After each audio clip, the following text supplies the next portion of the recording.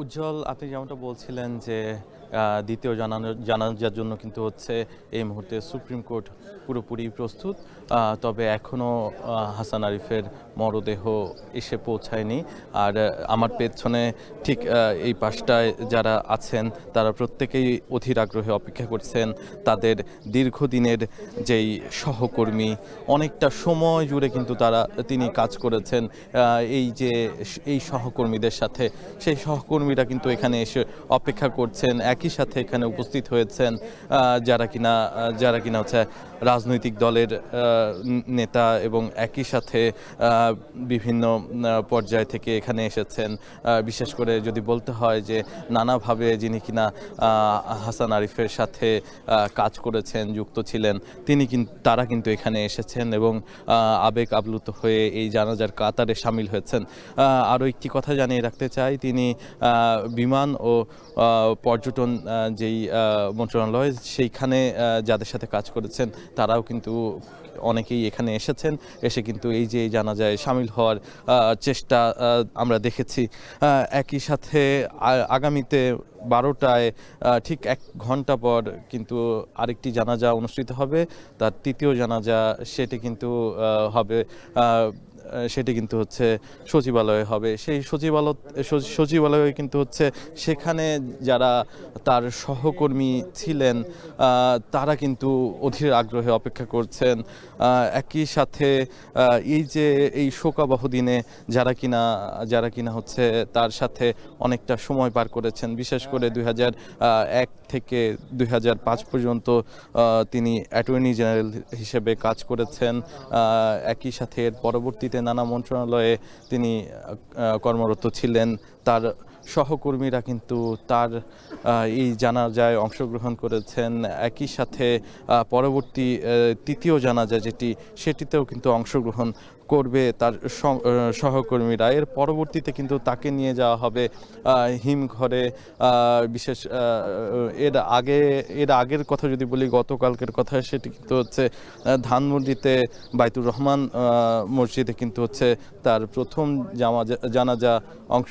জানাজা হচ্ছে অনুষ্ঠিত হয়। এর পরবর্তীতে কিন্তু হচ্ছে এই মুহূর্তে দ্বিতীয় জানাজার জন্য প্রস্তুত সুপ্রিম কোর্ট প্রাঙ্গণ। এই মুহূর্তে জামাত ইসলামীর সেক্রেটারি জেনারেল এসে উপস্থিত হয়েছেন। একই সাথে আমি যদি একটু যদি দেখাতে চাই যে মরদেহ কিন্তু নিয়ে আসা হচ্ছে। এই মুহূর্তে নিয়ে আসা হয়েছে। তার স্বজন এবং তার সহকর্মীরা কিন্তু ধরাধরি করে তার মরদেহ কিন্তু নিয়ে আসছেন। ঠিক 11টায় কিন্তু তার এই সুপ্রিম কোর্ট প্রাঙ্গণে তার সহকর্মীদের মাঝে দ্বিতীয় জানাজা অনুষ্ঠিত হওয়ার কথা এবং একই সাথে পরবর্তী ঠিক 1 ঘন্টা পর বেলা 12টায় তার তৃতীয় জানাজা সেটি কিন্তু অনুষ্ঠিত হবে সচিবালয় প্রাঙ্গণে। এবং তার হচ্ছে রবিবার দিন তার মেয়ে, তার কন্যা যখন দেশে ফিরবেন তখন সিদ্ধান্ত হবে কোথায় এবং কখন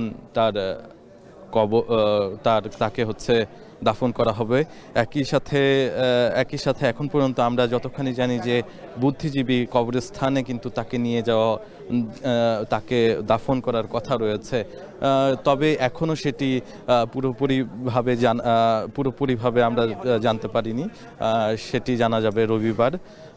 তবে এখানে নিয়ে আসার আগে তাকে রাখা হয়েছিল হিমঘরে কিছুক্ষণের জন্য। এর পরবর্তীতে এখানে দ্বিতীয় জানাজা অনুষ্ঠিত হওয়ার পরে নিয়ে যাওয়া হবে সচিবালয়ে। তার পরবর্তীতে কিন্তু নিয়ে যাওয়া হবে হিমঘরে, সেখানে রাখা হবে।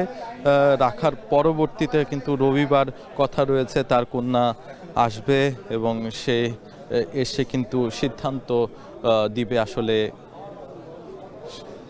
কোথায় তাকে দাফন করা হবে।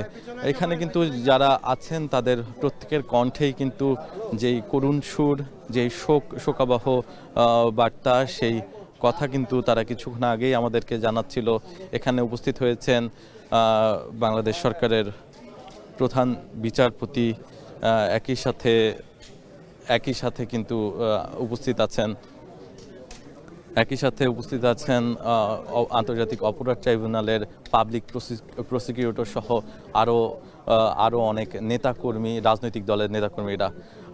এ ছিল আমার কাছে সর্বশেষ। উজ্জ্বল। সুপ্রিম কোর্ট প্রাঙ্গণে কিছুক্ষণ পরেই হবে হাসান আরিফের দ্বিতীয় জানাজা। সে বিষয়ে বিস্তারিত জানাচ্ছিলেন সহকর্মী শাহাদাত অব্র।